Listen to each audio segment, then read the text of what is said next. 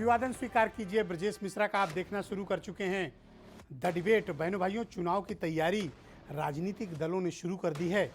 Bharatiya Janata party, Congress, Samajwadi party, BSP, आम आदमी party और दूसरे दलों ने भी अपनी व्यापक तैयारी कर ली है और इस महीने के अंत या फिर अक्टूबर के प्रारंभ से आपको इनकी चुनावी रैलियां और मुद्दे दिखना शुरू हो जाएंगे। तो क्या है इनकी योजना?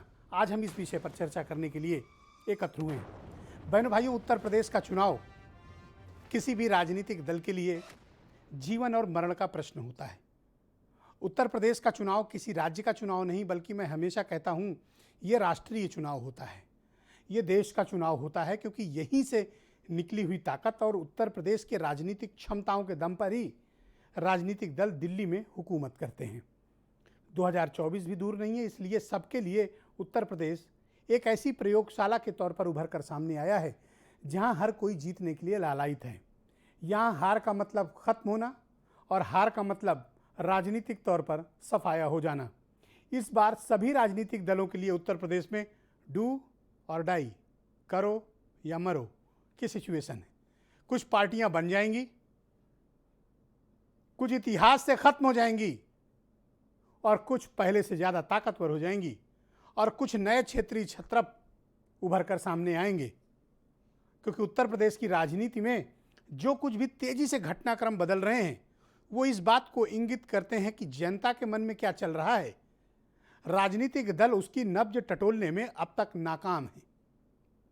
ये अपनी तैयारियों में लगे हुए हैं, ये अपने पन्ना प्रमुख रैली चुनावी तैयारियों में डटे हैं, मीटिंग और समीक्षा बैठक कर रहे हैं। जनता के मुद्दे पर इनका किसी का ध्यान नहीं है। उत्तर प्रदेश के हमारे 24 करोड़ भाई बहनों की क्या तकलीफ है, यह इनके लिए प्रश्न नहीं है। ये कतई नहीं सोचना चाहते हैं कि आप किस दुख तकलीफ में कोरोना काल के दौरान आपने अपने जिन प्रियजनों को गंवाया है, किन विपत्तियों के बीच आप अपना जीवन काट रहे हैं।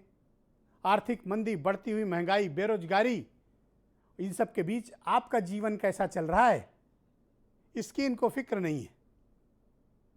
इसकी फिक्र आपको करनी है।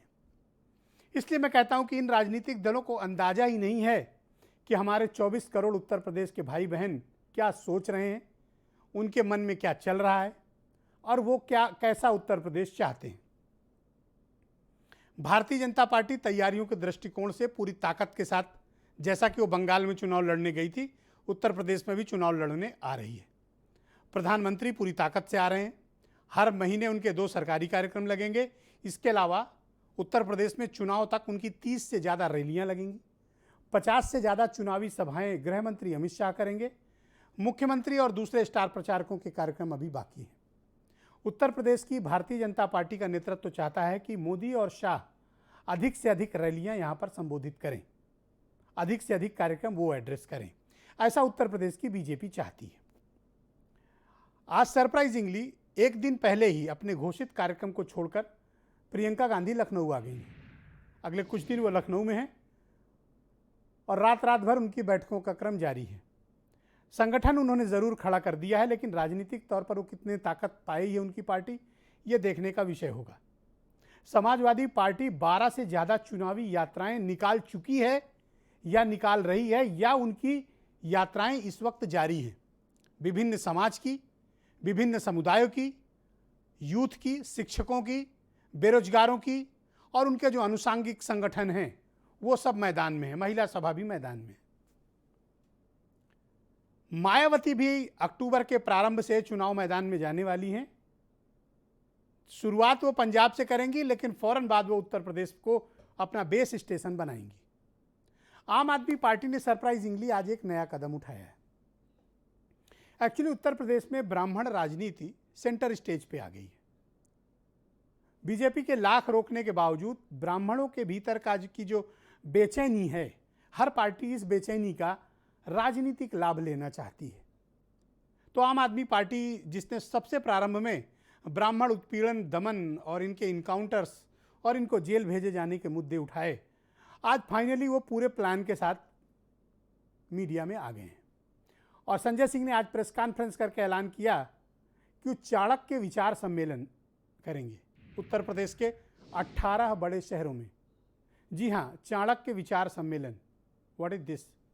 अभी तक आपने सुना होगा कि भगवान परशुराम के नाम पर वोट मांगा जाता है, पर आम आदमी पार्टी कुछ और लेकर आई है। ये हमेशा कुछ नया करते हैं। तो ये चाणक्य विचार सम्मेलन करेंगे। इसका खांटी मतलब यह है कि उत्तर प्रदेश में ब्राह्मणों को जोड़ने की एक नई कवायद। उधर असदुद्दीन ओवैसी लगातार उत्तर प्रदेश के भ्रमण पर हैं और 3 जिलों का उन्होंने दौरा किया। अयोध्या, सुल्तानपुर, बाराबंकी, लखनऊ को उन्होंने बेस स्टेशन बनाया हुआ है। अब आज तो वो वापस जा रहे हैं, लेकिन फिर लौटेंगे। उनका दावा है और ये प्रयास कर रहे हैं कि मुसलमान वोट वो बांटने की कोशिश करें। लेकिन क्या उत्तर प्रदेश का मुसलमान मतदाता ओवैसी के वायदों पे, उनके तर्कों पर, उनकी तकरीर के आधार पर क्या उन्हें वोट करेगा? जो उसने बिहार में देखा है, क्या वो उत्तर प्रदेश का मुसलमान वैसा ही उत्तर प्रदेश में चाहता है, या फिर उत्तर प्रदेश का मुसलमान पश्चिम बंगाल जैसा आचरण करना चाहता है? ओवैसी को सुनने और देखने का तो क्रेज है, लेकिन क्या यह वोटों में परिवर्तित होगा? प्रश्न इस बात का उठाया जाना चाहिए। बहनों भाइयों, ये मैंने आपको बताई तैयारियां। अब एक है राष्ट्रीय लोक दल। उनकी तैयारियां पश्चिम उत्तर प्रदेश के तकरीबन 70 सीटों पर है, जो उनकी जाट, गुर्जर और मुस्लिम बेल्ट है। वहां पर उनकी घनघोर तैयारी है।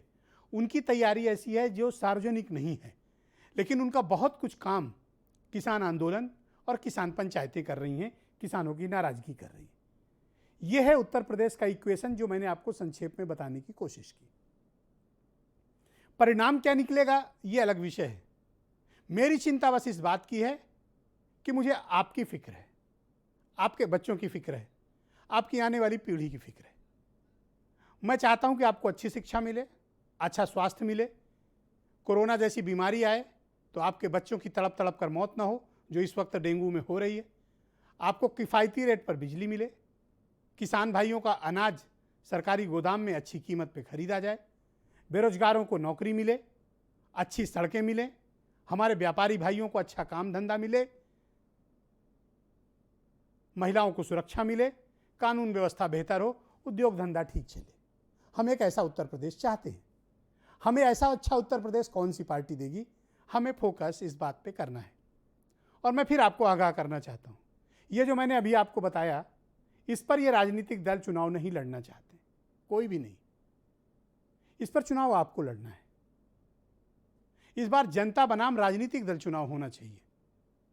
जनता का एजेंडा बनाम राजनीतिक एजेंडे पर चुनाव होना चाहिए, और इसका निर्णय कौन करेगा? आप करेंगे। हमारा उत्तर प्रदेश का एक एक मतदाता करेगा। हमारे उत्तर प्रदेश के 24 करोड़ हमारे भाई बहन करेंगे, जिन्होंने अपार तकलीफ और पीड़ा झेली है। उनके समक्ष ये चुनौती है कि इस बार न इधर की बात न उधर की बात, इस बार सिर्फ यहां की बात होगी। कुछ बयान सुने। समाजवादी पार्टी किसी की तैयारी नहीं देख रही है। समाजवादी पार्टी अपनी तैयारी कर रही है, और मैं कह सकता हूं कि आज समाजवादी पार्टी का एक एक कार्यकर्ता माननीय राष्ट्रीय अध्यक्ष जी के निर्देश पर वो पूरी मजबूती से बहुत पहले से समाजवादी पार्टी में लगा है। देखिए, प्रधानमंत्री नरेंद्र मोदी जी क्या बताने आ रहे हैं उत्तर प्रदेश में।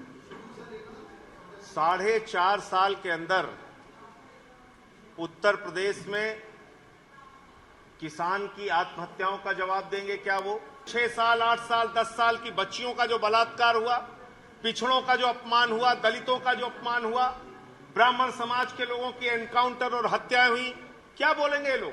चाहे हाथरस में बेटी को जलाया गया हो, चाहे उम्भा में नरसंहार कराया गया हो, उन्नाव में अत्याचार हुआ हो, सीए एनआरसी पर अत्याचार हुआ, किसी मुद्दे पर कांग्रेस पार्टी और प्रियंका गांधी जी लगातार तब सड़कों पर थी। जब कोविड था तब भी मदद के लिए सिर्फ और सिर्फ कांग्रेस पार्टी मजबूती से आगे खड़ी थी। कुछ राजनीतिक दलों के दफ्तरों में ताले बंद हो गए थे। अब चुनाव है तो सब आ गए हैं। जनता इस बात को समझ रही है। प्रियंका या कांग्रेस की क्या बात करनी है? न राष्ट्र हित में काम करते हैं, न गरीब के हित में काम करते हैं। जब से कांग्रेस बनी इस देश को लूटा है, गरीबों को लूटा है। जो आज गरीब खुशहाल होना चाहिए, उसको 70 साल लग गया शौचालय लेने में, पक्का मकान लेने में। ये लोग केवल अब ड्रामा करने आ गए हैं। आज एक दिलचस्प लड़ाई चल रही है। मुख्यमंत्री लिखते हैं कि जीवन कैसे जिया जाए, अखिलेश यादव उन्हें जवाब देते हैं कि ये महत्वपूर्ण नहीं कि जीवन कैसे जिया जाए, बल्कि ये महत्वपूर्ण है कि आपकी वजह से दूसरों ने कैसा जीवन जिया। प्रियंका गांधी के आई हैं लखनऊ, तो उनकी पार्टी के ऑफिशियल ट्विटर हैंडल से लिखा गया कि स्वतंत्र देव सिंह को भागते हुए दिखाया गया। तो स्वतंत्र देव ने जवाब दिया है कि प्रियंका गांधी यहाँ पिकनिक मनाने आई। तो थोड़ा सा दिलचस्पियाँ भी, मनोरंजन भी राजनीति में होते रहना चाहिए, इन लोगों ने शुरू कर दिया है। तो आज की डिबेट में शिवम त्यागी हैं मेरे साथ बीजेपी से, असीम वकार AMIM से हैं, हरिशंकर पांडे प्रदेश अध्यक्ष हैं प्रबुद्ध प्रकोष्ठ आम आदमी पार्टी से, नावेद सिद्दीकी समाजवादी पार्टी के वरिष्ठ प्रवक्ता हैं, फैजान खान राष्ट्रीय प्रवक्ता हैं बहुजन समाज पार्टी के, मनीष हिंदवी जाने माने राजनीतिक विश्लेषक, जावेद अहमद उत्तर प्रदेश में कांग्रेस कमेटी के प्रवक्ता और बीरेन्द्र सिंह जी हमारे स्टेट हेड। शिवम त्यागी जी, कार्यक्रम की शुरुआत में आपसे करना चाहता हूँ, आप मुझे बताइए कि आज हम सबको मीडिया वालों को ये बताया गया कि उत्तर प्रदेश की भारतीय जनता पार्टी ये चाहती है कि अधिकांश रैलियाँ, अधिकांश कार्यक्रम प्रधानमंत्री नरेंद्र मोदी और गृह मंत्री अमित शाह करें। चुनाव तो उत्तर प्रदेश का है, आप लोग उत्तर प्रदेश के नेतृत्व को ज़्यादा न मांग के राष्ट्रीय नेतृत्व पर इतना ज़्यादा निर्भरता क्यों?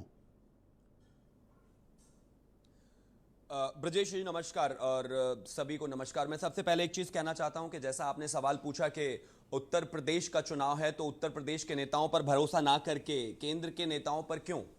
मुझे लगता है कि उत्तर प्रदेश जो है भारत का हिस्सा है, प्रधानमंत्री भारत के हैं, उनकी लोकप्रियता इस देश में सबसे ज्यादा है, इसमें कहीं कोई दो राय नहीं है।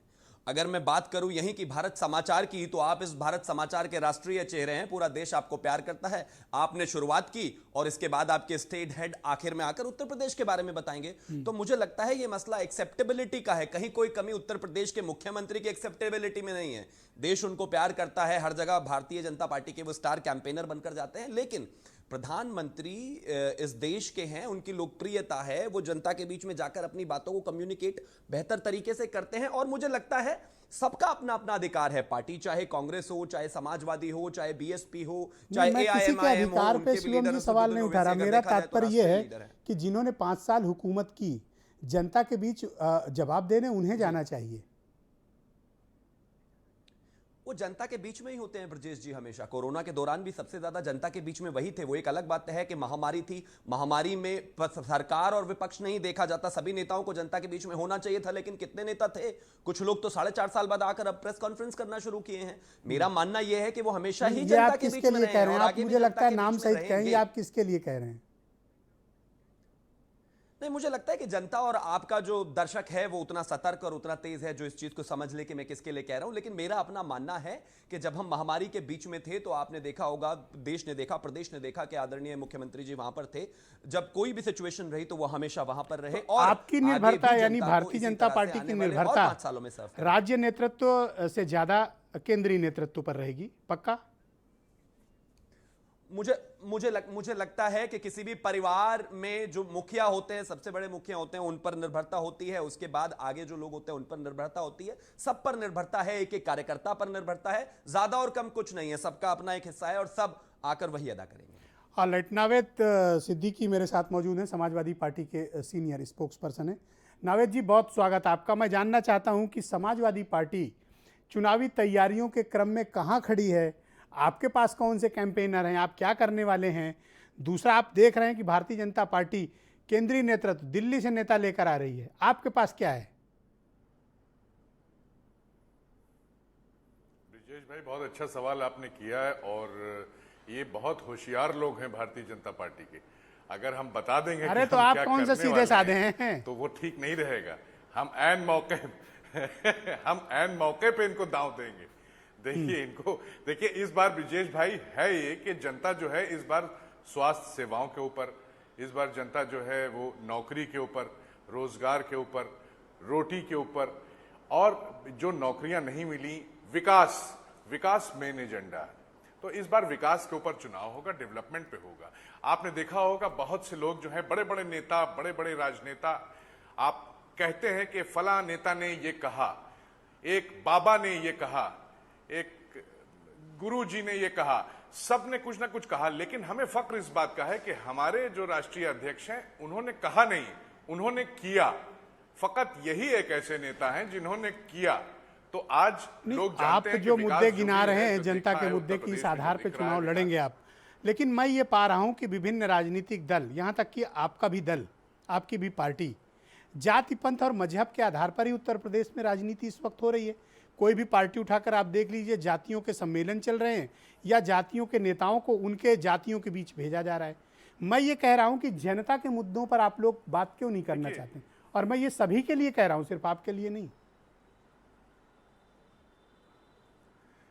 नहीं, बिल्कुल सही बात आपने कही। हम सबको लेके चलने वाले लोग हैं।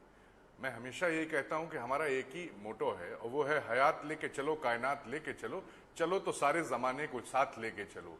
तो अब उसमें हम लोग अखिलेश यादव जी सबको साथ लेके चल रहे हैं, तो अब ये जाति और ये सब चीज कहां से आ गई? हमारा तो मेन फोकस डेवलपमेंट है। हम तो देखिए लोगों के बीच में दीवार नहीं खड़ी करते, हम कभी दीवार खड़ी करने की कोशिश नहीं करते, बल्कि हम लोग ये चाहते हैं कि दीवार गिरे, आंगन हमारा बड़ा हो, घर का आंगन जो है वो बड़ा हो, दुगना हो। ये लोग दीवार खड़ी करने की कोशिश करते हैं। अब ये जनता फैसला कर लेगी, क्योंकि लोकतंत्र में चुनाव से बड़ा पर्व कोई होता नहीं, ये एक पर्व है। 2022 में जनता इंतजार कर रही है इस चीज का। नहीं, असीम वकार भी आपका इंतजार कर रहे हैं, वो भी आपको ठीक से जवाब देंगे। अभी मैं फैजान खान को आमंत्रित करता हूं, बहुजन समाज पार्टी के राष्ट्रीय प्रवक्ता हैं। फैजान जी, आप मुझे बताइए, एक दिन मायावती जी कार्यक्रम करके, वो भी ब्राह्मणों का कार्यक्रम करके, अब वो फिर शांत होकर बैठ गई हैं। मेरा मूल मुद्दा ये है कि समस्या किसी जाति की नहीं है, किसी पंथ मजहब संप्रदाय की नहीं है, समस्या जनता की है। आप लोग जनता के एजेंडे पे काम न करके जातियों के एजेंडे पर काम क्यों करते हैं? मेरी तकलीफ है ये। इस तकलीफ को आप सवाल भी समझ सकते हैं।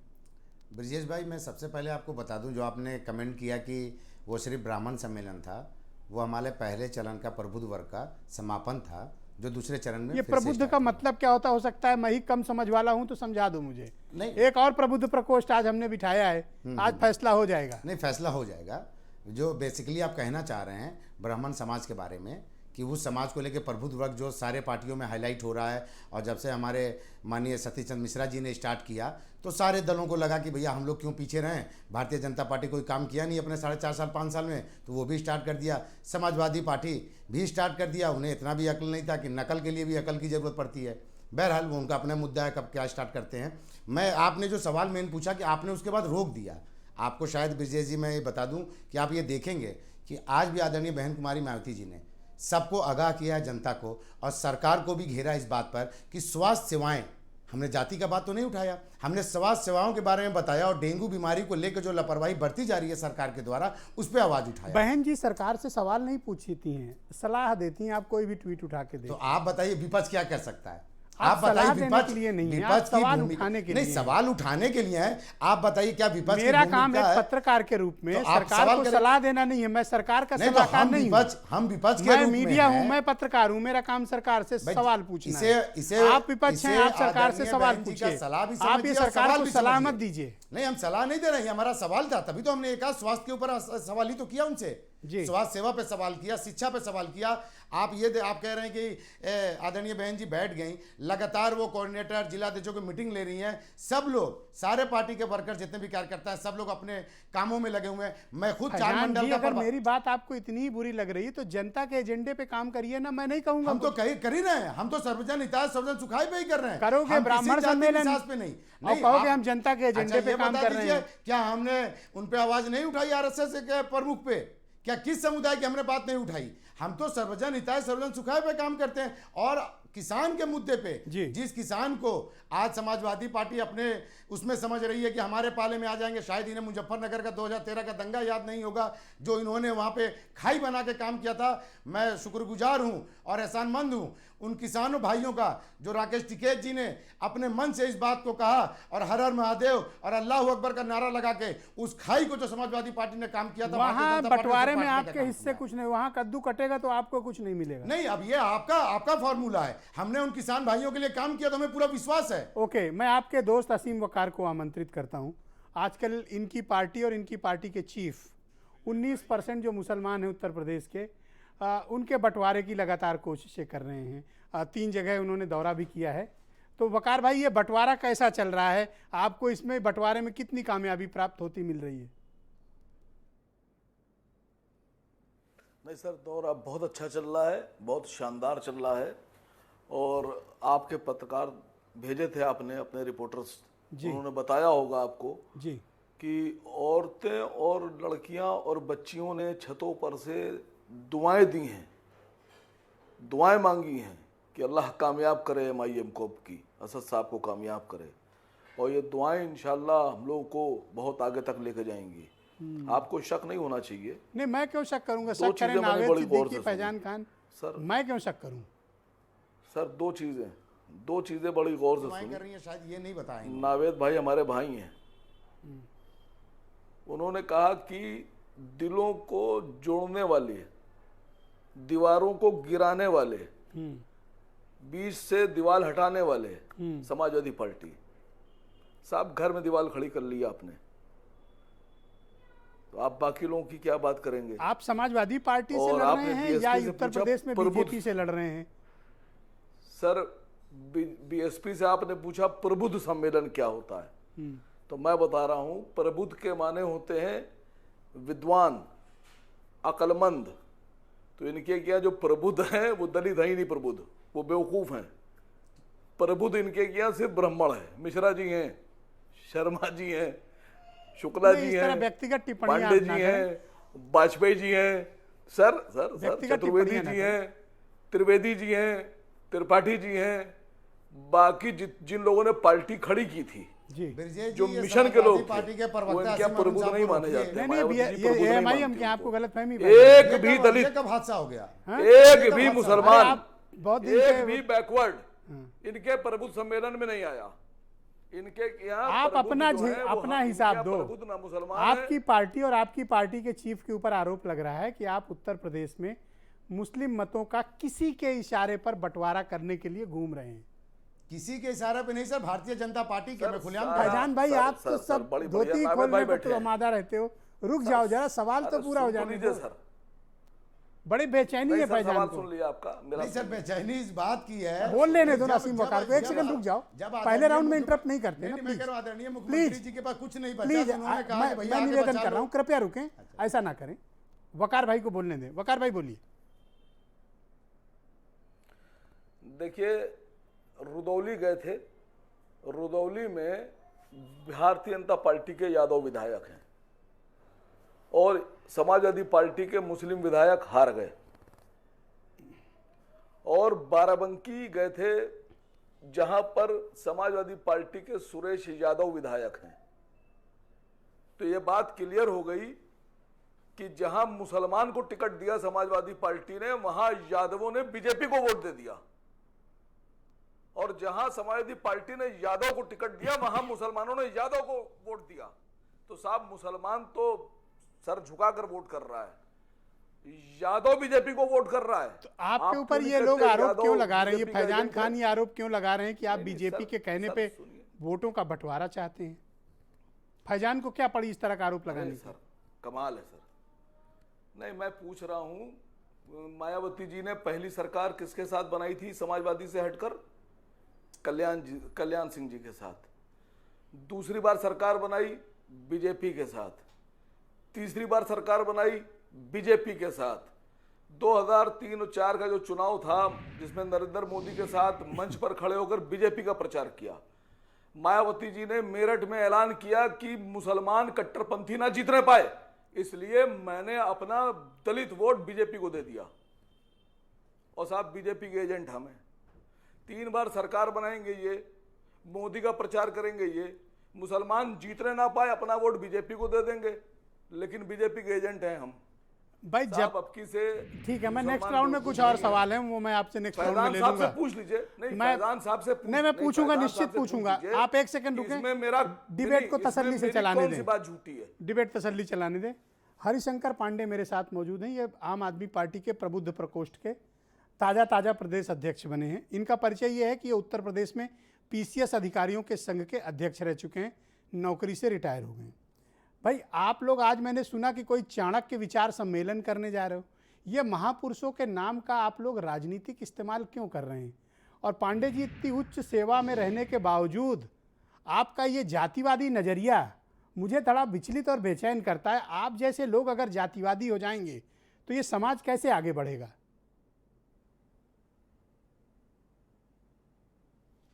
ब्रजेश जी, आपको हम ये बताना चाह रहे हैं कि अकेले आप पार्टी ऐसी है जो जाति की राजनीति करती ही नहीं है।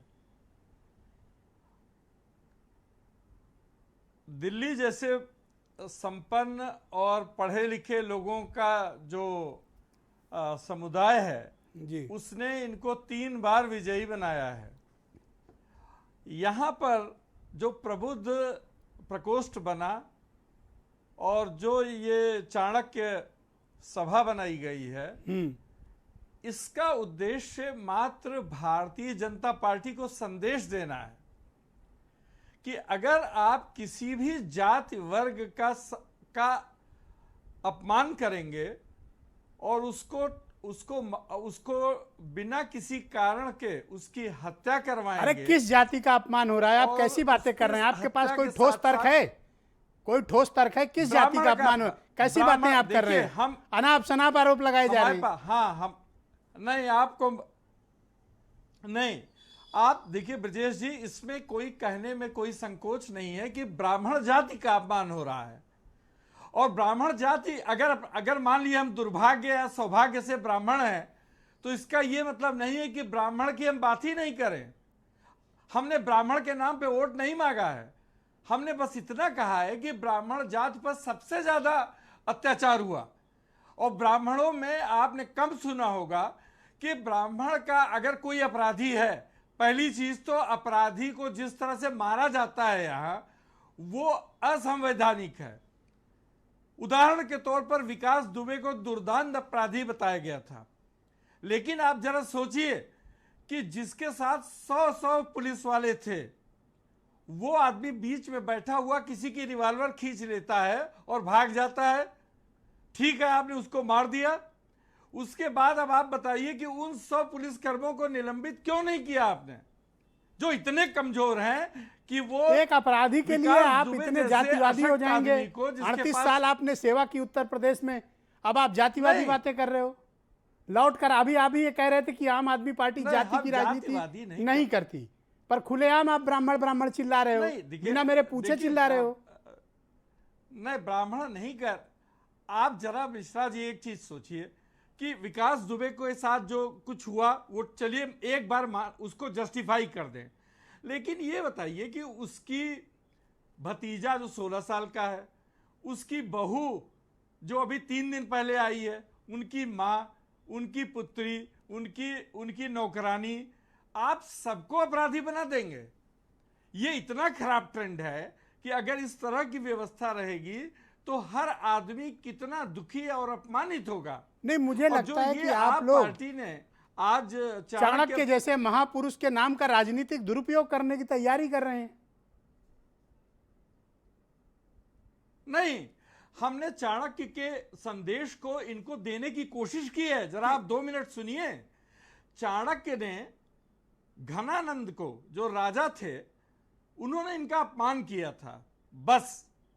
और ब्राह्मण केवल सम्मान चाहता है, उसको कुछ नहीं चाहिए, राज्य का कोई पद नहीं चाहिए उसको, न उसको कुछ इनसे पैसा चाहिए, रुपया चाहिए, कुछ भी नहीं चाहिए। तो खुलकर कहो ना कि ब्राह्मणों को भड़काने के लिए चाणक्य जैसे महापुरुष के नाम का दुरुपयोग करने की तैयारी में निकलने वाले हो। खुलकर कहो। नहीं, खुलकर कहो। देखिए, नहीं ऐसा, देखिए हम ब्राह्मण को वोट लेने के लिए नहीं, ब्राह्मण के अपमान को, उसकी असंवैधानिक हत्याओं के वजह से जो ब्राह्मण वर्ग में न्याय कैसे मिले, इसके लिए चाणक्य का संदेश जन जन तक हमें पहुंचाना। थैंक यू पांडे जी। और आप जैसे व्यक्ति अगर जातिवादी हो जाएंगे तो सोसाइटी कैसे चलेगी? मेरी चिंता इस बात की है। मैं जावेद अहमद को आमंत्रित करता हूं, कांग्रेस के प्रवक्ता। Thank you Pandey ji, please wait. Priyanka Gandhi अपने शेड्यूल से पहले लखनऊ आ गई हैं जावेद जी। एक तो इसका कारण मैं जानना चाहता हूं, दूसरा आपने संगठन भले ही खड़ा कर लिया हो उत्तर प्रदेश में, लेकिन अभी कांग्रेस के पक्ष में बात जाते कहीं से दिख नहीं रही है। देखिए ब्रिजेश भाई, प्रियंका जी को सही है कि निश्चित रूप से कल और परसों उनका कार्यक्रम है विधिवत अधिकृत रूप से, और उनको आज वह आ गई हैं और वो विचार विमर्श कर रही हैं अपने आवास पर। इसमें कोई गलत बात नहीं है। वह पार्टी की उत्तर प्रदेश की प्रभारी हैं। नहीं, मैं कोई इल्जाम नहीं लगा रहा। मैं आप पर इल्जाम नहीं लगा, वो कह रहा हूँ ना, आपने इल्जाम लगाया है, वह आ गए। इल्जाम तो मेरा हरिशंकर पांडे जैसे पढ़े लिखे प्रबुद्ध लोगों पे है, जो जातिवादी बातें करते हैं। नहीं, देखिए, जात इस देश की सच्चाई है, उससे कोई इनकार नहीं कर सकता। अच्छा, आप भी उसी लाइन पे आ नहीं, गए। लाइन पे नहीं है, लेकिन मेरा व्यक्तिगत रूप से मानना है कि जाति का और धर्म का वह व्यक्तिगत उपयोग होता है। शादी ब्याह है, ये है वो है, लेकिन राजनीति में देखिए हुआ क्या है, अब दो तरीके के अच्छा, मैं religion- जाति पे राजनीति नहीं, मुझे ये बताइए कि संगठन भले ही खड़ा हो गया हो, लेकिन राजनीतिक तौर पर आप लोग क्या सफल हो पाएंगे उत्तर प्रदेश में? आपको लगता है क्योंकि आपने अभी लीडर ही अपना घोषित नहीं किया, आपका चीफ मिनिस्टरियल कैंडिडेट सेनापति ही तय नहीं है। नहीं, देखिए उस तरीके से तो क्या बीजेपी ने तय कर दिया है, घोषित कर दिया है, लीडर भी तय होगा, संगठन खड़ा हुआ है। प्रियंका जी की अगुवाई में हम जनता के एजेंडे पर निरंतर संघर्ष कर रहे हैं। हमारी सदन में कितनी सीमित संख्या रही हो, लेकिन संघर्ष मुख्य विपक्षी दल की भूमिका में कांग्रेस ही लगातार रही है, ये मनीष सिंह आपने जी, भी देखा है। जाने माने और राजनीतिक निश्चित विश्लेषक हैं। रूप से कांग्रेस जावेद भाई, बहुत मैं अच्छा नेक्स्ट राउंड में करने जा आपको रही है। फिर सम्मिलित करता हूं। मनीष जी, आप मुझे बताइए, जो मैंने डिबेट के प्रारंभ में जो मुद्दा उठाने की कोशिश की, मैंने सबको टटोला, एक से बढ़कर एक मिले, आपने सबकी बात सुनी। आपको लास्ट में इसलिए ले रहे हैं ताकि आप सबको सुन चुके हैं। जनता का एजेंडा बनाम राजनीतिक दलों का एजेंडा बिल्कुल डिफरेंट है। आपकी ओपिनियन क्या है? देखिए, दुर्भाग्य, और हम लोग बार बार, हम और आप तो कम से कम इस बात को फोकस में लाते ही रहे कि जो मूल मुद्दे हैं बेरोजगारी के, जो मूल मुद्दे हैं लॉ एंड ऑर्डर के, जो मूल मुद्दे हैं प्रशासन के ढह जाने, जैसे कोई भी कैजुअलिटी, मतलब जब जैसे कोरोना ही आया या डेंगू बढ़ा हुआ है, तो आपको हर तरफ से छेद दिखाई पड़ने चलता है पूरे सिस्टम में कि लीकेजेस तो बहुत ज़्यादा हैं। उन लीकेजेस को भरने की बात नहीं हो पा रही, यानी जो पब्लिक सेवाओं की जो डिलीवरी है वो बहुत ख़राब है और उन पर कोई चर्चा नहीं होती। और मैं 1-2 मिनट का समय लूँगा, बहुत छोटी छोटी बात देखिए। जैसे प्राइवेट विद्यालय इस पूरे प्रदेश में चलते हैं, लखनऊ को छोड़ दीजिए जहाँ बड़े विद्यालय हैं, वो सारे विद्यालय जितने आउटर में थे सब बंद हो गए। हर विद्यालय में आप 20 शिक्षक मान लीजिए, तो हज़ारों, 50 हज़ार, 70 हज़ार बच्चे बेरोजगार हुए। क्या कहीं वो गिनती में है? डिग्री कॉलेजेस लगभग 5,000 प्राइवेट यहाँ पर हैं, उसमें से ऑलमोस्ट सब बंद पड़े हुए हैं। मतलब उन्होंने पैसा नहीं दिया, तो कोचिंग इंस्टीट्यूशन के लिए डेढ़ पौने यही 2 हाल साल में अगर 10 एक मानिए तो 50,000 बच्चा हुआ, उस पर कोई चर्चा नहीं है। कोचिंग इंस्टीट्यूट्स, मतलब बहुतों का परिवार पालता, जिसको कोई काम नहीं मिला उसने घर पे ही 10 बच्चे बुला लिए, वो सारे लगभग बंद हो गए। क्या वो कहीं चर्चा में है? नहीं। इस तरह से बहुत ब्राह्मण, मुसलमान, दलित, ये सब चर्चा यही में सब चल रहा है। आज आम आदमी पार्टी भी उसी दौड़ में शामिल हो गई।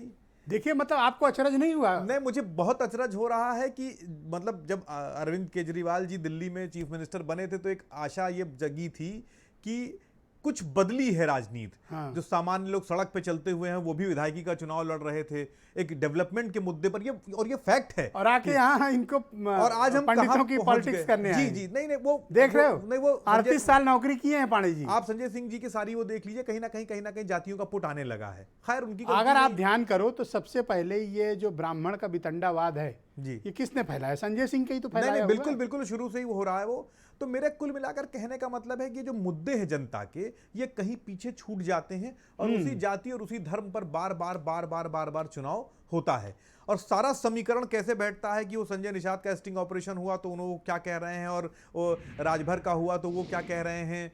मतलब आप, लेकिन ये दोनों बड़बोले हैं, दोनों अपने बड़बोलेपन में फंसे हैं। असल में क्या है ना, ये जरूरत से ज्यादा ये ओम प्रकाश राजभर और संजय निषाद बदली, तो छोटी छोटी जातियों का एक कुनबा बनाकर झोले में रख के उस पर बार्गेनिंग का दौर शुरू हुआ। बड़ी पार्टियों ने हाथ रखना शुरू किया, मन और बढ़ा।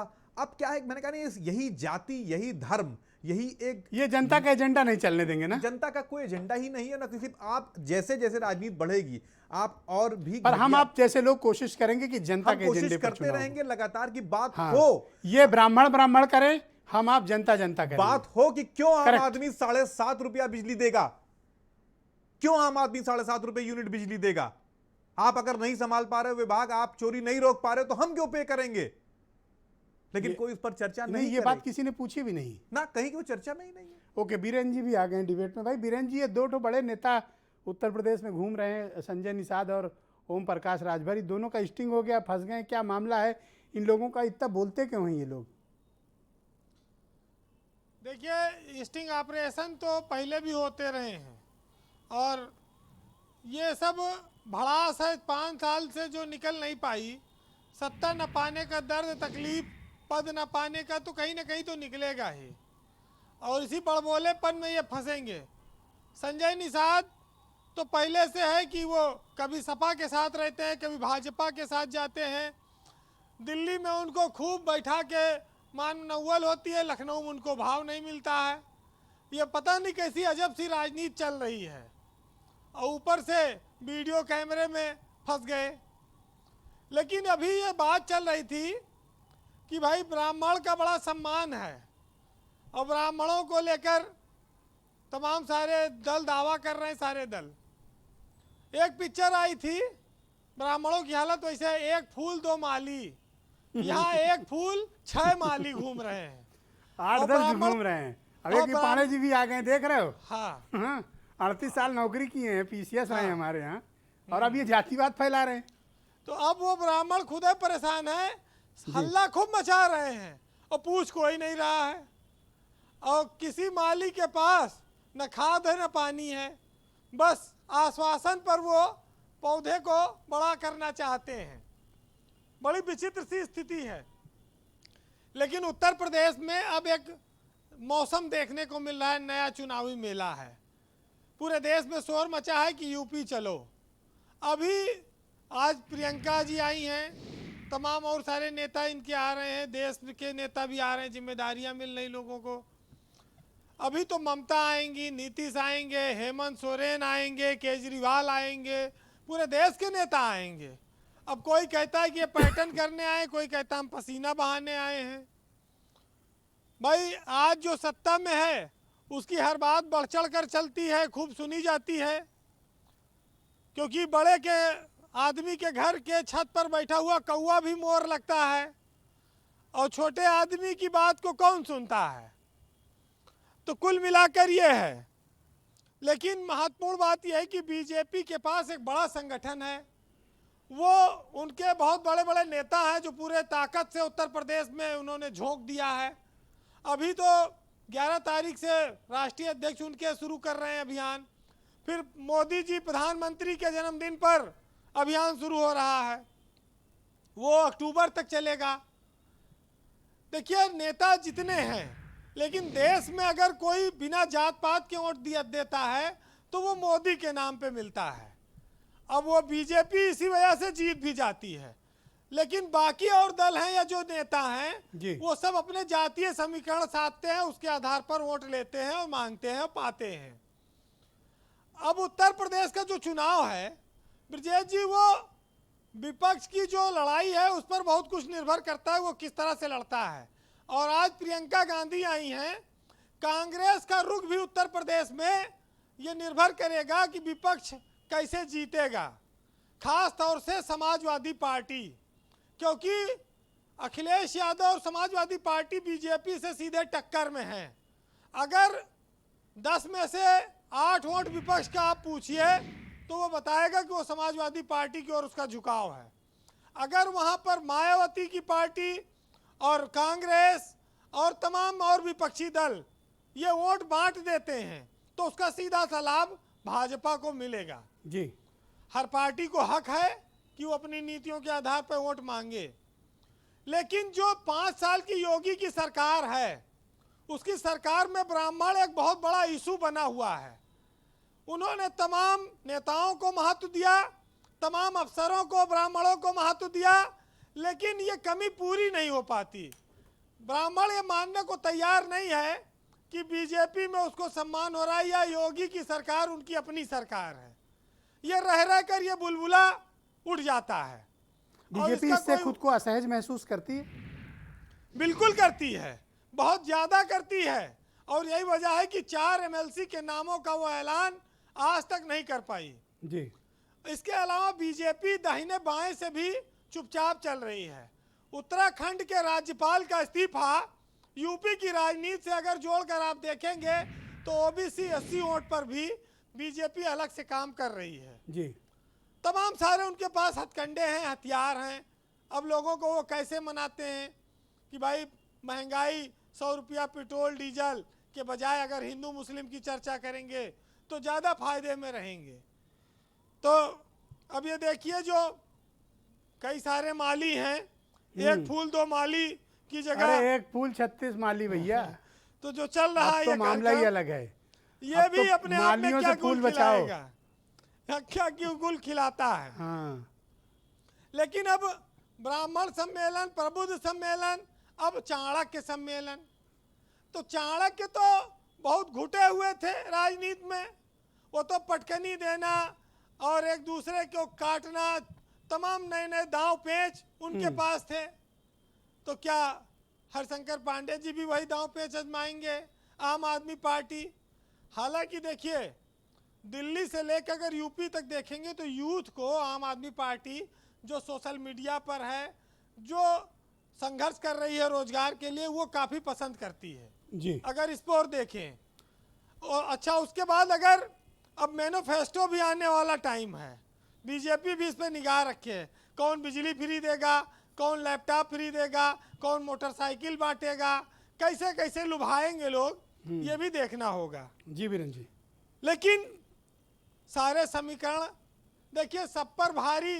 कहते हैं कि मोदी के नाम पर इस देश में एक बहुत बड़ा वर्ग है जो वोट देता है। वो कैसे विपक्ष उसकी एकजुटता से मुकाबला करेगा या अलग अलग लड़कर मुकाबला करेगा, ये विपक्ष तय कर ले, क्योंकि फिर उसको ये अवसर 5 साल बाद मिलेगा। 5 साल से पहले फिर उसको ये अवसर मिलेगा नहीं। अच्छा, MIM पार्टी आई हुई है, वकार साहब बहुत गुस्से में हैं कि हमको पूछ नहीं रहे हो। भाई, वकार साहब का तो एको विधायक नहीं है यूपी में।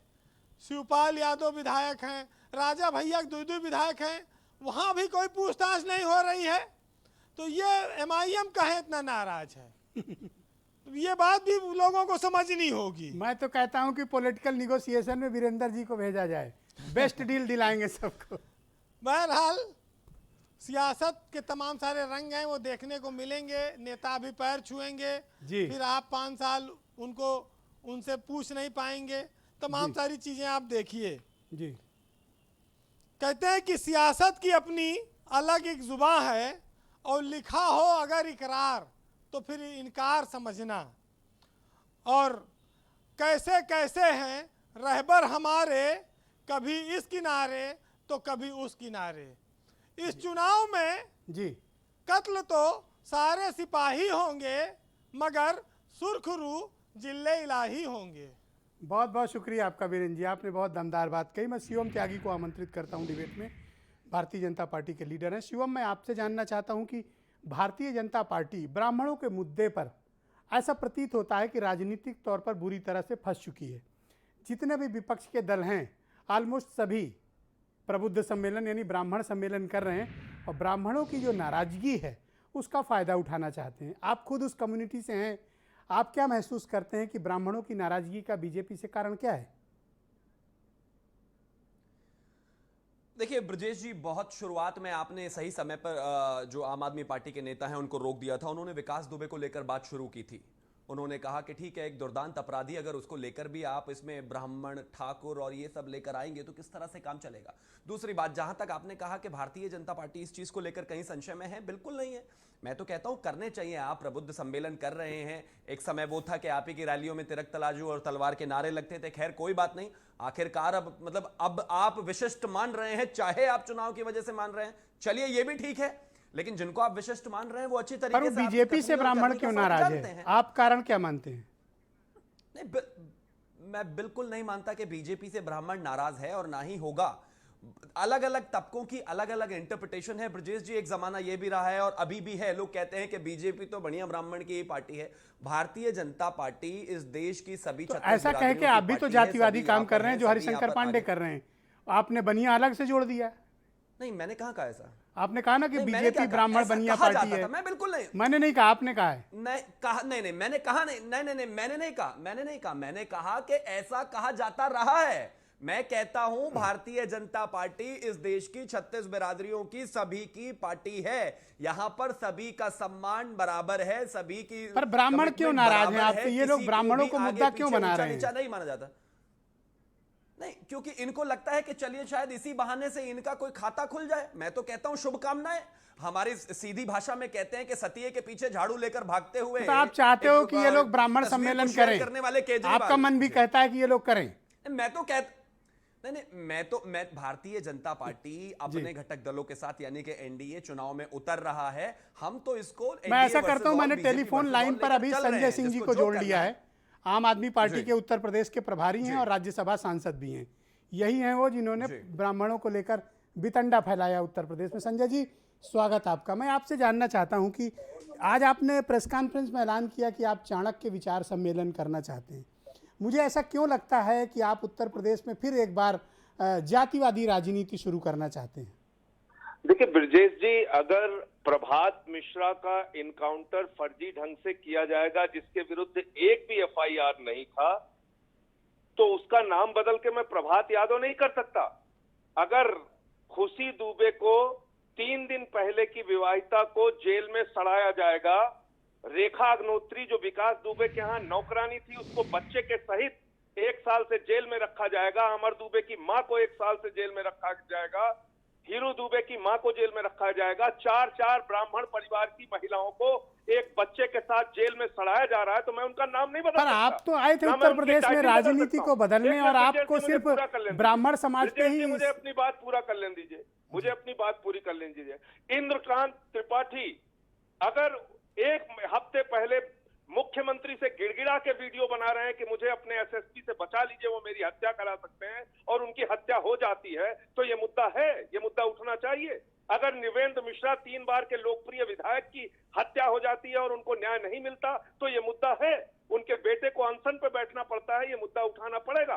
मैंने जयप्रकाश पाल की भी हत्या का मुद्दा उठाया, मैंने संजीत यादव की आप तो उत्तर प्रदेश में राजनीति बदलने आए थे, लोगों को विकास के नए ख्वाब दिखा रहे थे। संजय जी, जला दिया गया वो मुद्दा भी उठाया। संजय जी, आप तो उत्तर प्रदेश में राजनीति बदलने आए थे। आप देखिए, मेरा सवाल तक नहीं लेना चाहते। 2 बजे जला दिया आप मेरा सवाल तक नहीं लेना चाहते। आप मेरा सवाल तक नहीं लेना चाहते। मैं ये कह रहा हूँ, आप तो उत्तर प्रदेश में चाह रहे हैं कि मैं टाइटल बदल दूं लोगों का? नहीं, मैं जाति विशेष के साथ उत्पीड़न की तमाम घटनाएं हो रही हैं, फर्जी इनकाउंटर की घटनाएं हो रही हैं, उनके परिवार की महिलाओं को जेल में सड़ाया जा रहा है, तो ये मुद्दा। तो आप तैयार रहिए। अभी कितने 14, 15 या 16 मुकदमे हैं, कुछ और मुकदमे होंगे अगर आप जातिवादी बात करेंगे तो। अच्छी बात है। 16 जातिवादी मुझे आप कैसे कह रहे हैं? क्यों नहीं? सबसे पहले उत्तर प्रदेश में ये ब्राह्मणों की जातिवाद का वितंडा आपने फैलाया। संजय जी, मेरा स्पष्ट आरोप है आपके ऊपर कि ये उत्तर प्रदेश में जातिवाद ब्राह्मणों का आपने फैलाया है और आप पर मुकदमा है इस बात का।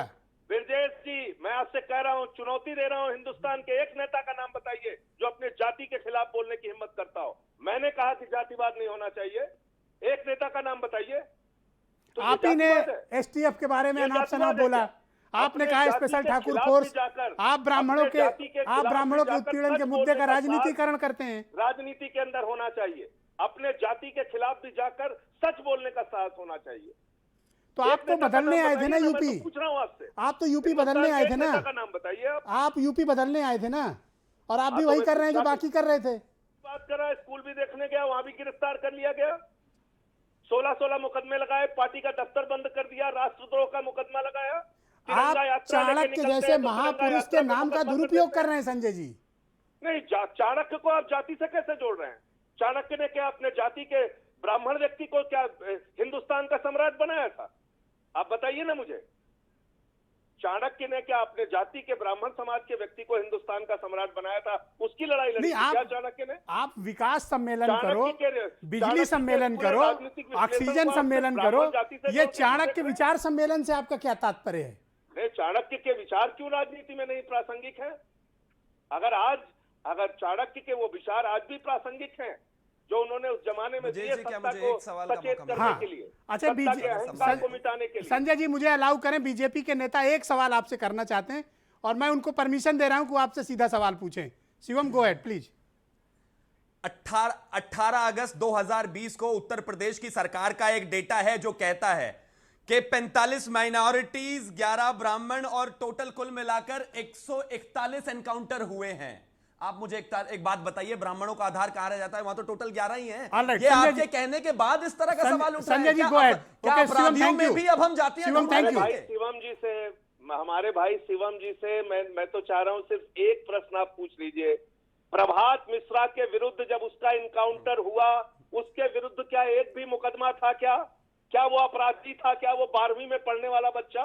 ब्रजेश जी मैंने डेटा दिया, अरे मैं सवाल का जवाब ब्राह्मणों देता पर हूं। डिबेट नहीं क्या किया। ये खुशी दुबे को अपराधी मानते हैं, गैंगस्टर मानते हैं? अमर दुबे की मां को गैंगस्टर मानते हैं? विकास दुबे के घर में काम करने प्रदेश वाली में नौकरानी कोई को भी गैंगस्टर अगर व्यक्ति मानते हैं क्या? अपराध करता संजय है, संजय जी मैं बहुत शुक्रिया आपका करना चाहता हूँ। अपराधी है। धन्यवाद, मेरे पास डिबेट पे अपराधी वक्त है। नहीं है। संजय जी धन्यवाद। चाहता हूं बीजेपी संजय जी आपका बहुत बहुत शुक्रिया। मैंने डिबेट में उनकी स्पेशल अपीयरेंस कराई थी ताकि ये पूछताछ हो जाए कि भाई ये जातिवादी राजनीति क्यों। नावेद सिद्दीकी आपके पास सर 1 मिनट है, थोड़ा आज इस राउंड में मेरे पास वक्त का अभाव है, मैं आप सबसे माफ़ी भी चाहता हूँ। आप मुझे बताइए क्या जाति की राजनीति ठीक है उत्तर प्रदेश में? हमें तो बात विकास पे करनी है ना। देखिए, विकास की बात तो समाजवादियों से अच्छी और कौन करता है ब्रिजेश भाई? विकास तो हमारा, हमने जो किया है विकास तो दिख रहा है, हम तो विकास की ही बात करते हैं। और देखिए, मैं ये कहना चाहूंगा कि मैं इतनी देर से सुन रहा था सबको। अभी आपने कहा वीरेंद्र जी बहुत अच्छा बोल रहे थे, वीरेंद्र भाई बहुत अच्छा बोलते हैं, लेकिन वीरेंद्र भाई को आपने कहा कि इनको तो पॉलिटिकल एडवाइजर होना चाहिए, इतना अच्छा नहीं, बोलते मैंने हैं। कहा सीटों तो के वीरेंद्र बंटवारे भाई में ने इनको तो एक बिठा पहली दो। बात कह दी कि इस वक्त भारतीय, हाँ नहीं, लेकिन आपने एक और अच्छी बात कही वीरेंद्र भाई के लिए। तो वीरेंद्र भाई के लिए उन्होंने एक क्लियर कर दिया था आके कि अगर भारतीय जनता पार्टी के सामने कोई खड़ा है इस वक्त तो वो अखिलेश यादव जी हैं, वो समाजवादी पार्टी है, उसके अलावा ओके, और कोई नहीं। फैजान तो जी आप वीरेंद्र मुझे भाई ने बताइए ऑन रिकॉर्ड बोल कि दिया चुनाव अभी। जाति पर अब होना हमें कहने की चाहिए जरूरत या क्या विकास के कार्यक्रमों पर? Faizan go ahead. ब्रिजेश जी थोड़ा वक्त का अभाव है, मुझे नहीं, कोऑपरेट बिल्कुल करिएगा, 1 मिनट प्लीज। बस दीजिएगा। ब्रिजेश जी एकदम सही आपने कहा, चुनाव विकास पे होगा, सर्वजन हिताय सर्वजन सुखाय पे होगा, सारे समाज की बात होगी। और रही बात मेरे नावेद सिद्दीकी साहब ने अभी कही कि हम विकास पे बात करते हैं, सबने देखा गोरखपुर में आपने किस जाति विशेष के रूप में आपने काम किया। और जो संजय निषाद जी की अभी आप बात करते हैं, राजभर जी की, कौन समाजवादी पार्टी, एक सेकंड नावेद भाई रहने दें, नावेद भाई आज लड़ने का वक्त जी नहीं जी है। कैसे समाजवादी पार्टी के पास जब अपने नेता अपने जनता नहीं रह जाते हैं इनसे तो वे कह रहे छोटों हैं, दलों के पास भीख मांगते हुए नजर आते असीम हैं। वकार के पास चलते हैं। असीम वकार जी, आपको तो बात मुसलमान जो 17-19% जो भी हैं मतदाता उत्तर प्रदेश में, उनके हित, उनके हक और हुकूक की बात करनी चाहिए। आप ये उनके कंधे पर चढ़कर राजनीतिक लाभ लेने की कोशिश क्यों कर रहे हैं? आप मुस्लिमों के उत्थान की बात क्यों नहीं करते हैं?